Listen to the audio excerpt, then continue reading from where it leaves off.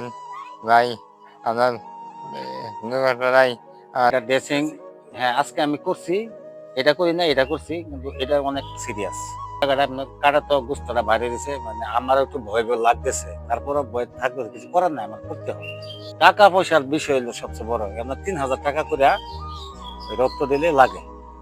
মানুষদের কাছ থেকে সারাতে আগে মোটামুটি অনেকে পেয়েছি, অনেকে দিয়েছে, আমার কিন্তু 10 টাকাও নাই।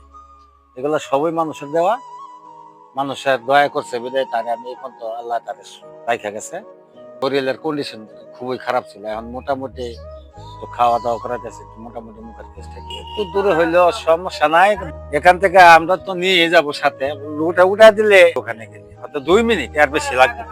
সচিবালয়ে চাকরি করে শহীদুল্লাহ, ওনা বলছে যে ওদিকে জায়গার সমস্যা হয় তাহলে আমার ঘরের পিছনে জায়গা আছে, ভালো জায়গা আছে, এখানে দোকান করো, এখানে পরবর্তী আমি তোমার একটা মেশিন বসাই দিব, ধান টান বাগানি লেগে তুমিও চললা, তুমি ছেলেও এখানে দোকানদারি করলো।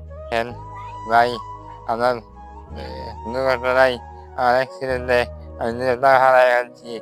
আপনারা তো অ্যাক্সিডেন্টে আছেন আছেন সবাই, আপনারা আমার জন্য দোয়া করবেন, সাহায্য করবেন, সবাই সাহায্য করবেন।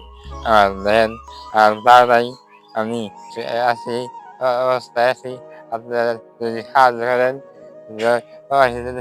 তাহলে আমি সামনে আগাতে পারবো।